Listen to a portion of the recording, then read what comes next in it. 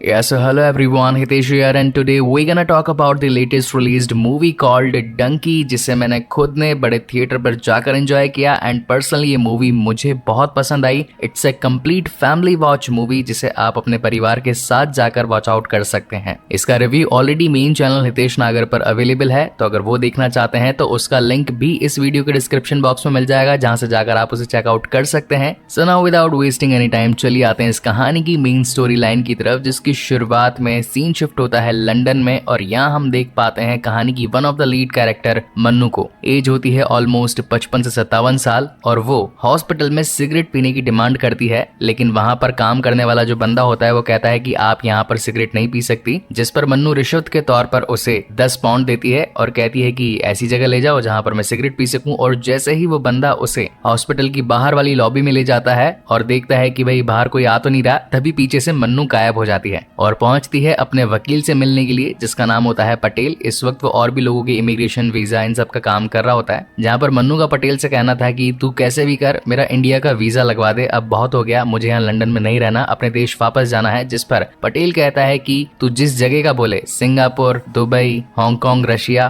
किसी का भी वीजा लगा सकता हूँ मगर इंडिया का वीजा नहीं लगेगा। जिस पर मन्नू कहती है कि ये काम सिर्फ एक ही इंसान कर सकता है और उसका नाम है हार्डी यानी कि Hardayal Singh Dillon. Scene shift होता है इंडिया में, जहां हम देख पाते हैं कहानी के again one of the lead character यानी कि एसआर के। इस वक्त इनके पिंड लालटू में एक रेस चल रही थी। यहाँ पर कई सारे मोर देन 50-60s के लोग होते हैं और हर कोई अपनी पूरी ताकत से भागता है। इसी बीच गीतू गुलाटी, जो कि इस मूवी में एक इंग्लिश टीचर भी हैं, उनके पास में हार्डी का फोन पड़ा था और तभी मन्नू उसे कॉल करती है। तो वो चिल्ला कर कहते हैं कि हार्डी, मन्नू का कॉल आया है लंदन से, मन्नू का कॉल आया है। लेकिन तब तक भाई साहब तो रेस पूरी करने में लगे थे, लेकिन एंड मोमेंट तक आते आते यानी कि जीतने के सिर्फ 2 या 3 मीटर के पहले ही गीतू जी जोर से चिल्लाते हैं कि मन्नू का कॉल आया है और हार्डी उस रेस को कंप्लीट करने से पहले ही मन्नू का नाम सुनकर दौड़ा चला जाता है कॉल को उठाने के लिए। इन दोनों की काफी टाइम के बाद बातचीत हो रही थी, ये पहले बहुत सेंटी होते हैं, जिसके बाद मन्नू बताती है कि यार अब काफी टाइम हो गया, अब नहीं रहना लंदन में, कैसे भी कर और हमें इंडिया बुला ले।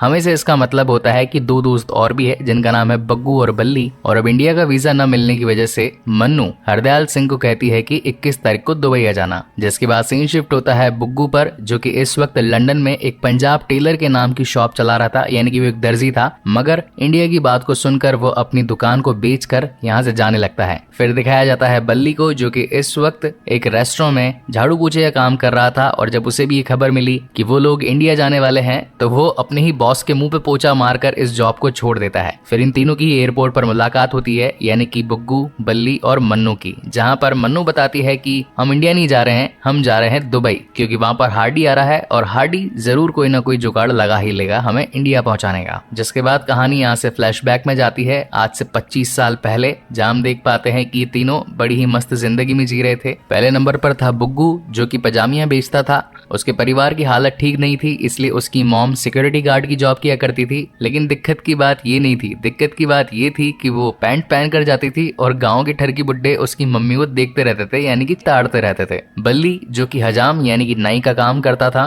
फैमिली कंडीशन उसकी भी सही नहीं थी। और मन्नू, जिसका भाई फौज में होता है और माँ बाप काफी बूढ़े होते हैं, इसलिए वो एक ढाबे पर पराठे बनाने का काम करती थी। उस वक्त पंजाब में फॉरेन जाना एक बहुत बड़ी बात हुआ करती थी, इसलिए जिनके भी बच्चे विलायत में पढ़ने या फिर काम करने के लिए जाते थे तो वो लोग अपनी छतों पर एक सीमेंट का एरोप्लेन बनाकर लगा दिया करते थे। और ये तीनों भी यही चाहते थे कि एक दिन हम भी विलायत जाएं। तो ये जाकर एक एजेंट से मिलते हैं। एजेंट कहता है कि भाई कोई पुरखों की जमीन है 5 एकड़ वगैरह, चलो कोई बात नहीं, डिग्री विग्री तो होगी, लेकिन इनके पास तो वो भी नहीं थी। जहां पर वो कहता है कि ठीक है, कोई एफडी वगैरह होगी वो तोड़वा कर मेरे पास में ले आओ, मैं काम कर दूंगा, 5-5 लाख लगेंगे। इन तीनों का दिल टूट जाता है, ये बाहर आ जाते हैं, इन्हें लगता है कि अब इनका काम नहीं हो सकता। जिसके बाद एजेंट इनके पास आता है, पूछता है कि भाई कितना कर पाओगे। तो बुग्गू कहता है कि मेरी मॉम की एक एफडी है 1.5 लाख की और इन दोनों के पास में 5-5, 20-20 हजार होते हैं। तो एजेंट इनसे वो सारे पैसे ले लेता है और सभी को एक एक तरीका बता देता है। मन्नू चली जाएगी रेसलिंग टीम की एक मेंबर बनकर, क्योंकि एथलीट्स पहुंचने वाले थे इंडिया से लंदन। बल्ली की हो जाएगी एक फॉरेनर से शादी और बुग्गू, जिसे की फेक डिग्री मिल जाएगी डॉक्टर की, तो इन तीनों का ही जुगाड़ लग जाएगा। मीनवाइल कहानी में एंट्री होती है हरदयाल सिंह डिल्लन यानी कि हार्डी की, जो कि इस वक्त लालटू में अपने दोस्त महेंद्र सिंह से मिलने के लिए आया था। पता ढूंढते ढूंढते कांड भी हो जाता है, बेचारा पूरी मिठाई लेकर के आया होता है अपने गांव से, लेकिन जनगण मन के चक्कर में कोई और उसकी मिठाई ले जाता है। इसके बाद अपने दोस्त को ढूंढते हुए वो एक ढाबे में पहुंचता है जो कि होता है दीपक द ढाबा।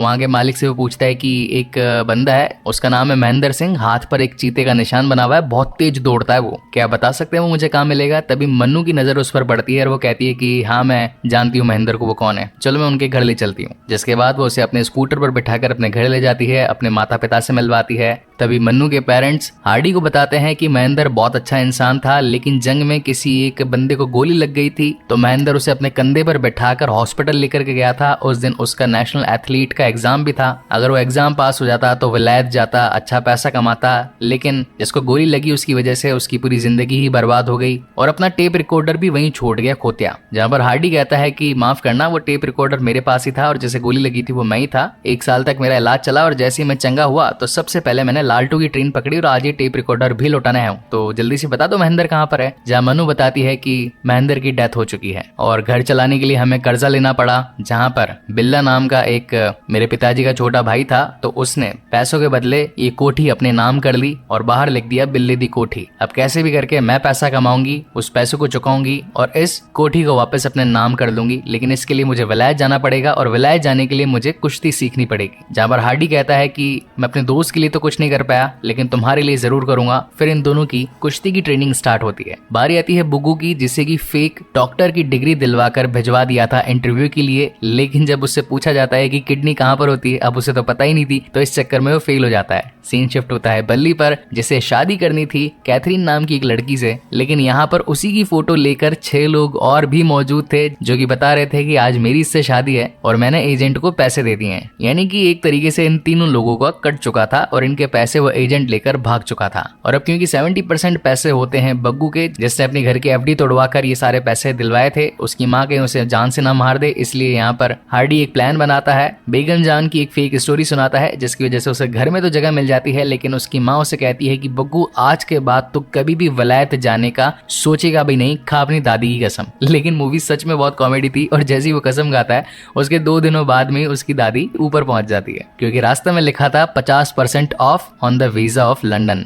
मगर लंदन जाना इतना भी आसान नहीं था, इसके लिए आइल्स टेस्ट पास करना जरूरी था। आइल्स में बेसिकली इंग्लिश का यूज होता है, तो उसके लिए इंग्लिश आना भी चाहिए। तो यहाँ पर ये सभी लोग आइल्स को क्रैक करने के लिए एक स्पोकन इंग्लिश क्लास ज्वाइन कर लेते हैं, जिन्हें चला रहे होते हैं गीतू गुलाटी जी। मगर उनके सिखाने का तरीका बहुत ही स्लो था, क्योंकि वो एक एक वर्ड को एक एक लाइन एक एक गाने के अंदर बनाकर बता रहे थे। जहाँ पर इस क्लास में हम इस कहानी के एक और one of the lead character Vicky Kaushal यानी कि सुखी को देख पाते हैं, जो कि गीतू जी से कहते हैं कि अगर ये जो डिक्शनरी है इसमें ऑलमोस्ट 10,000 वर्ड्स हैं, अगर हर एक को आप गाना गाकर बताओगे तो हो जाएंगे मुझे तो 5-6 साल, मुझे तो 90 दिन में कैसे भी करके पहुंचना है, आप मेरी प्रॉब्लम नहीं समझ रहे हो। ये सीन देख लेता है हार्डी, तो वो जाकर एक दिन पहुंचता है सुखी के पास में। ये लोग शाम को खूब पीते पीते हैं और वो पूछता है कि भाई आखिर 90 दिनों की जल्दी क्या है तुझे। यहाँ पर सुखी बताता है कि मेरी एक गर्लफ्रेंड थी, उससे मेरी शादी होने वाली थी, लेकिन एक लंदन का फॉरेनर टिड्डा, अब यहाँ पर पंजाब में फॉरेनर्स को टिड्डा भी कहते हैं, जो कि आया और मेरी जीत को मुझसे जुदा करके ले गया। जब एक बार मैंने फोन पर बात करी तो जीत ने कहा कि वो थप्पड़ मारकर मेरे कान को सुझा देता है, मेरे साथ बहुत बुरा करता है, मेरी बिल्कुल भी वैल्यू नहीं है लंदन में, तू आजा और मुझे ले जा, तू नहीं आया तो मैं मर जाऊंगी। और यही रीजन होता है कि सुखी को जल्द से जल्द इंग्लिश सीख करके फटाफट से लंदन पहुंचना था। तो यहाँ पर हार्डी अपना दिमाग लगाता है और बोर्ड पर ऐसी 2 मिनट की इंग्लिश की लाइन लिख देता है जिसके अंदर कोई भी वर्ड फिट हो सकता है और कोई भी इंसान खाली उसे रट कर आराम से 2 मिनट तक इंग्लिश बोल सकता है, क्योंकि टेस्ट को क्लियर करने के लिए 2 मिनट बोलना जरूरी था। उसका तरीका काम कर जाता है, पूरी क्लास रट्टू तोते की तरह उस फॉर्मूला को रट लेती है। और फिर बारी आती है आइल्स क्लियर करने की, जहाँ पर इन सभी को अलग अलग टास्क दिए जाते हैं। गीतू से पूछा जाता है कि आज आपने मॉर्निंग में ब्रेकफास्ट कैसे किया और क्या बनाया, उसकी रेसिपी 2 मिनट में बताओ। वहीं बुगू के सामने एक बोर्ड रख दिया जाता है और कहा जाता है कि इस पर जो लिखा हुआ है उसे पढ़ो। हार्डी सिंह से उसकी फैमिली के बारे में पूछा जाता है कि 2 मिनट अपनी फैमिली के बारे में कुछ बताओ। हालांकि हार्डी जो कि अपना एक रट्टू वाला तरीका याद करके आया था, वो तरीका यहाँ पर काम नहीं आता और ये तीनों ही पूरी तरीके से फंस चुके थे। लेकिन बल्ली, जिसके पास में एक मुर्गे यानी कि टॉपिक मिला था ईटिंग पर, तो उसने जो लाइंस रटी हुई थी उसमें वर्ड पूरी तरीके से फिट हो चुका था और 2 मिनट वो अच्छी खासी इंग्लिश झाड़ देता है, जिसके बाद उसका तो नंबर लग जाता है, मगर बाकी ये तीनों फेल हो जाते हैं। बात आती है यहाँ पर सुखी की, जिससे कि इंग्लिश नहीं आती थी और जो लाइंस वो रट करके गया था इंटरव्यूअर ने वो वाली लाइंस भी नहीं पहुंची, जहाँ पर सुखी कहता है कि यार आप समझ नहीं रहे हो, किसी इंसान को जल्दी है, वो जाना चाहता है, कोई अर्जेंट काम है, मेरे को वहां पे रहना नहीं है, बस मेरी जीत वहां पे अटकी हुई है, जाऊंगा और लेकर आऊंगा, पानी तक नहीं पीऊंगा वहां का। तो वहां पर जो हिंदी बोलने वाला शख्स खड़ा था वो सुखी को कहता है कि जब तक आपको इंग्लिश नहीं आएगी आप वहां पर नहीं जा सकते। तो सुखी कहता है कि इसको पंजाबी आती है क्या, इतने साल से ये भी तो यहाँ पर रह रहा है, हमने पूछा इसको कि तेरे को पंजाबी क्यों नहीं आती है, बोल के बता। लेकिन अब रूल्स आर रूल्स, बिना रूल्स को क्लियर करे ऐसा होता नहीं है। अब क्योंकि बल्ली उस एग्जाम को क्लियर कर चुका था तो गीतू गुलाटी जी आते हैं, उसे अपने इंस्टीट्यूट की टोपी पहनाते हैं और एक वीडियो रिकॉर्डिंग में सभी लोगों को बता रहे होते हैं कि भैया ये हमारे इंस्टीट्यूट से पास हुआ लड़का है, हमारे यहाँ पर आकर इंग्लिश सीखोगे तो जल्द से जल्द विदेश जाओगे। जबकि सुखी जो कि पास नहीं हुआ था वो दारू पी रहा था उस दिन और वो आकर गुलाटी जी का कैमरा लेकर बाकी लोगों की शक्लें दिखाता है कि ये देखो ये है हार्डी, इसको भी जाना था, मन्नू, बुग्गू, मैं, सुखी, हम चारों फेल हुए, हमारी वीडियो क्यों नहीं बनाता। ये झूठ बोलता है साला गीतू गुलाटी और गुस्से में आकर सुखी अपनी चप्पल उठाकर गीतू जी के मुंह पे मार देता है। मगर कुछ दिन बाद गीतू जी उसके पास आते हैं और बताते हैं कि चप्पल मारी तूने मेरे मुंह पे मगर लगी मेरे दिल पे। लंदन पहुंचने का एक तरीका और है जिसे कहते हैं डंकी। इसमें होता यह है कि इलीगल वे में बिना पासपोर्ट, बिना वीजा, बिना इमिग्रेशन कोई भी शख्स किसी दूसरे देश में जा सकता है। हालांकि ये तरीका थोड़ा खतरनाक है, मगर मैंने तुम्हारे पैसे भर दिए हैं और अब तुम डंकी लगाओगे। मगर इसी दिन आता है बल्ली का लंदन से फोन, जो कि बताता है सुखी को कि यार जब तक मैं यहाँ पर पहुंचा जीत मर चुकी थी, क्योंकि उसे तेरी बात मालूम चल चुकी थी कि तू एग्जाम में फेल हो चुका है, तो उसकी उम्मीद वो हार चुकी थी और अब वो इस दुनिया में नहीं है। इस बात को सुनकर सुखी इतना ज्यादा डिप्रेस हो जाता है कि वहीं मौजूद एक केरोसिन वाले सिलेंडर को अपने सर पर डाल लेता है, खुद में आग लगा लेता है, पूरी तरीके से जल जाता है। हार्डी उसे पहुंचता है, बचाने की कोशिश करता है, मगर तब तक सुखी नहीं बचता। ये मोमेंट इस मूवी का one of the hardest moment कह सकता हूं मैं। एक पल को तो आंख में आंसू भी आ चुका था, क्योंकि सिर्फ एक इंग्लिश का टेस्ट ना पास कर पाने की वजह से आज उसने अपनी जान जिगर प्यार करने वाले शख्स को खो दिया। तो अब जीने की कोई वजह नहीं बची थी। जहां पर बाकी के चारों दोस्त कसम खाते हैं कि हम सुखी की मौत को जाया नहीं जाने देंगे, हम जाएंगे लंदन, हम मारेंगे डंकी। और अब जिस एजेंट को गीतू जी ने ऑलरेडी पैसे दिलवा दिए थे, तो ये लोग पहुंच जाते हैं पंजाब की बॉर्डर पर, जहां पर अब इन्हें पार करके जाना था पाकिस्तान, फिर पहुंचना था अफगानिस्तान, अफगानिस्तान के बाद में इराक, इराक से टर्की और फिर टर्की से ये लोग पहुंचने वाले होते हैं लंदन। लेकिन ये सफर कितना मुश्किलों भरा था ये इन्हें मालूम भी नहीं था। रास्ते में आगे जाते वक्त ऊपर एक लाइट हाउस बना हुआ होता है, वो पुलिस वाले होते हैं जो कि डंकी मारने वालों पर नजर रख रहे थे। एजेंट कहता है कि लास्ट मंथ तो ये यहाँ पर नहीं थे, आज कैसे आ गए, हमें वापस जाना पड़ेगा नहीं तो गोली मार देंगे। जहाँ पर हार्डी कहता है कि निकल तो चुके हैं और पैसे तूने ले लिए, वापस तो अब हम जाएंगे नहीं। तो वो सभी पानी में पाइप डालकर छुपते छुपाते वहां से जाने लगते हैं। लेकिन तभी ऊपर से लाइट हाउस वाले को मालूम चल जाता है, वो इन पर काफी गोलियां भी चलाता है। मगर एट द एंड कैसे तैसे करके ये लोग पाकिस्तान बॉर्डर पहुंच जाते हैं। पाकिस्तान बॉर्डर के बाद इन्हें एक ट्रक लेने के लिए आता है, जो कि इन्हें पूरा अफगानिस्तान पार करवा देता है। अफगानिस्तान के बाद में इन्हें चलकर ईरान बॉर्डर तक पहुंचना था, लेकिन तभी कुछ ईरानी सोल्जर्स उन्हें देख लेते हैं पार करते हुए और वो इन पर गोली चला देते हैं, जिसमें 3 लोग मारे जाते हैं, गुलाब सिंह, पंपी और चमेली। और बाकी जो ये तीनों होते हैं यानी कि बग्गू, मन्नू और हार्डी, इन्हें ये लोग पकड़कर अपने तंबू के पास बैठा देते हैं। इनका लीडर जो कि मूड में आ चुका था, वो मन्नू के साथ गलत करना चाहता था, इसलिए वो उसे अपने तंबू में ले जाता है। लेकिन तभी शाहरुख यानी कि हार्डी अपनी चालाकी से उन सभी को वहां पर खत्म कर देता है बंदूक से, क्योंकि वो खुद भी एक मिलिट्री पर्सन होता है। और फिर पेट्रोल ले जाकर सबसे पहले अपने बाकी के 3 दोस्तों को जलाता है, क्योंकि वो नहीं चाहता था कि उसके दोस्त गद्दार की मौत मरे। इनका सफर फिर से कंटिन्यू होता है, ये पहुंच जाता है ईरान को पूरा करके टर्की, और टर्की से कंटेनर्स में ये लोग पहुंच जाते हैं लंदन। और लंदन में आने के बावजूद भी इन्हें कार के अंदर कैसे तैसे छिपा कर लाया जाता है, किसी को डिक्की के नीचे, किसी को सीट के अंदर, किसी को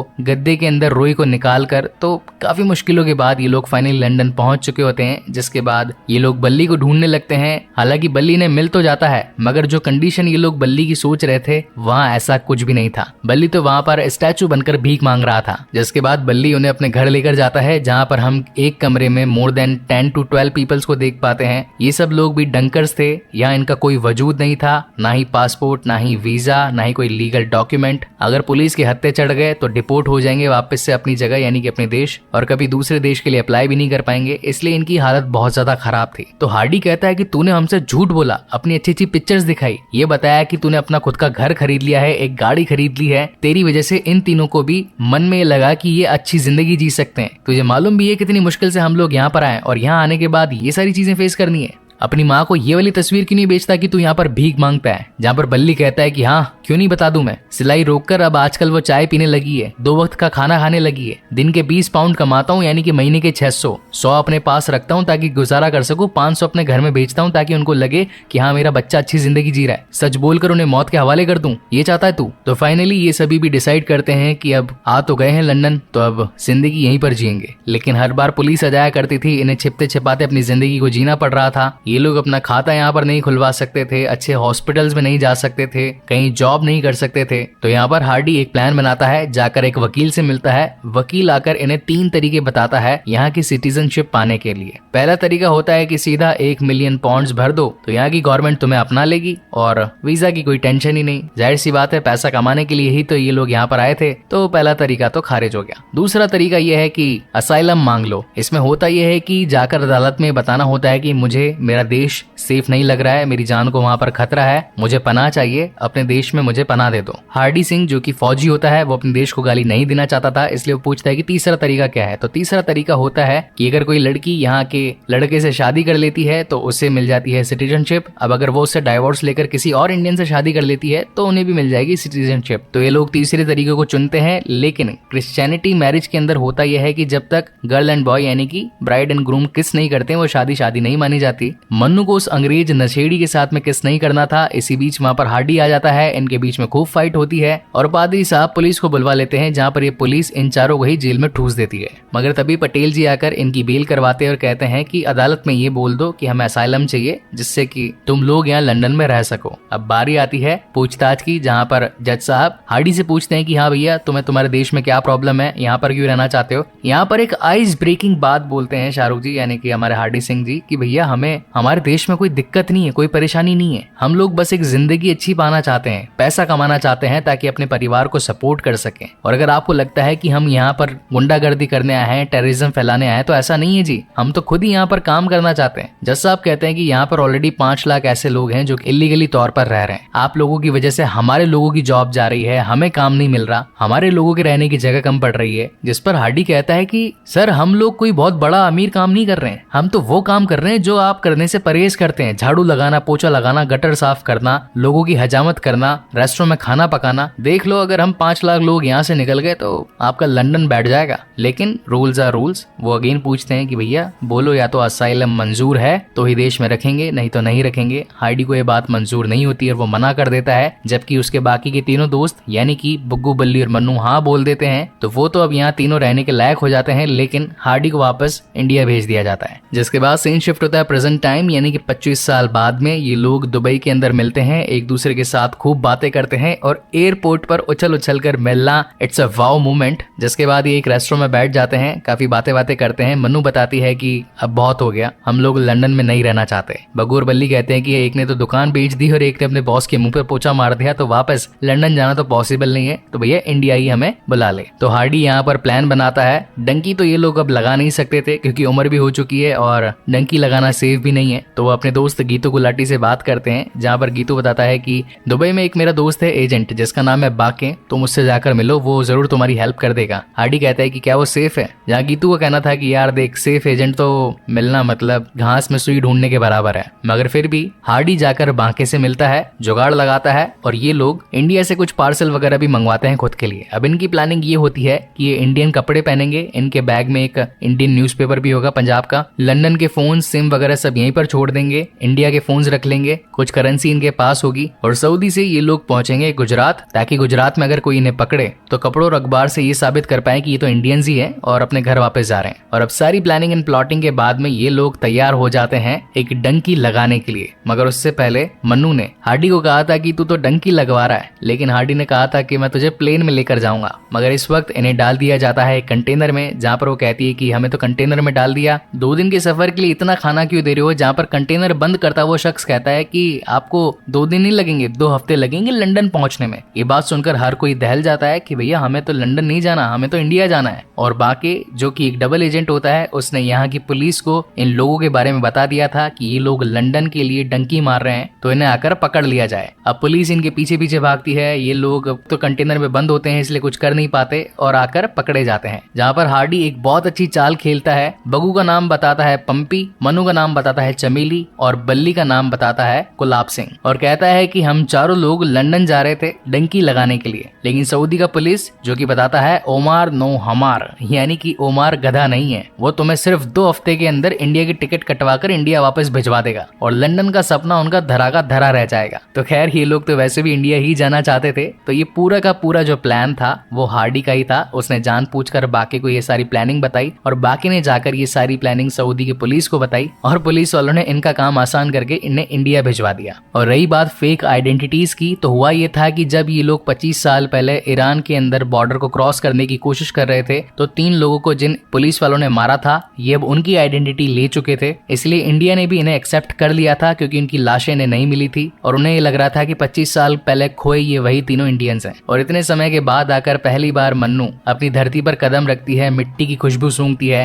इन्हें अपने देश आकर बहुत अच्छा लगता है, जहाँ पर अब तो बल्ली की पूरी पंजाब टेलर्स के नाम से बड़ी दुकान चल चुकी थी और बब्बू की मम्मी ने जीन्स पहनना स्टार्ट कर दी थी। रही बात मन्नू और हरदयाल सिंह ढिल्लन की, तो इन दोनों ने ही एक दूसरे से झूठ बोला था कि इनकी शादी हो चुकी है, मगर सच तो ये था कि इन्होंने अभी तक किसी से भी शादी नहीं करी थी। मन्नू की ख्वाहिश थी कि बिग बैन के नीचे कोई उसे प्रपोज करे तो वो उसे मना नहीं करेगी, तो इसलिए हार्डी ने उसके घर पर ही छत पर एरोप्लेन की जगह बिग बैन यानी कि लंदन वाली बैल बनवा दी थी और आज वो उसे प्रपोज करने वाला था, लेकिन ल्यूकीमिया नाम की एक बीमारी की चलते आज मनु की डेथ हो चुकी थी। मगर हार्डी ने उसका इंडिया आने का सपना और उसके माता पिता से मिलने का सपना पूरा कर दिया था। जिसके बाद इस मूवी की कुछ ओरिजिनल पिक्चर्स दिखाई जाती है कि कैसे हर साल 10 लाख से ज्यादा लोग डंकी लगाते हैं और ये आसान बिल्कुल भी नहीं होती है। इसमें बहुत से लोग मारे जाते हैं, कई सारे लोग पुलिस के द्वारा पकड़ लिए जाते हैं और जो लोग डंकी लगा भी लेते हैं तो दूसरे देशों में उनकी हालत खराब होती है क्योंकि पुलिस वाले आए दिन उन्हें पकड़ लेते हैं। इस मूवी के एंड में ये लोग डिसाइड करते हैं कि ये इंडिया में कुछ ना कुछ खोलेंगे, जहाँ पर एक एजेंट आकर इन्हें सलाह देता है कि भाई साहब यहाँ इंडिया में कुछ नहीं रखा है, आप तो जाओ फॉरेन विलायत जाओ, एक काम करो मैं आपका लंदन का वीजा लगवा दूंगा, कोई जमीन वगैरह तो होगी आपके पास? नहीं है, कोई बात नहीं, एक काम करो जी डिग्री वगैरह तो होगी? अच्छा वो भी नहीं है, तो ठीक है जी डंकी लगवा देंगे आपकी। जहाँ पर हार्डी सिंह डंकी का नाम सुनते ही उसको डंकी बना देता है और ये मूवी यहीं पर खत्म होती है। आई होप गाइस कि ये मूवी आपको पसंद आई हो, मुझे पर्सनली ये बहुत पसंद आई। It's a family watch movie, theatres में अभी भी है, आप चाहें तो अपनी फैमिली के साथ जाकर एंजॉय कर सकते हैं। अगर वीडियो पसंद आया हो तो इसे लाइक कमेंट शेयर जरूर कीजिएगा और अगर पहली बार इस चैनल पर आए हो तो प्लीज इसे सब्सक्राइब जरूर कीजिएगा। ये चैनल 1 लाख सब्सक्राइबर्स के बहुत करीब है, तो मेरी छोटी सी गुजारिश है कि जाते जाते सब्सक्राइब जरूर कीजिएगा। हम और भी बेहतरीन मूवीज आगे आने वाले टाइम में आपके लिए लेकर आएंगे, सो तब तक के लिए keep watching and stay safe. मिलते हैं अगले वीडियो में।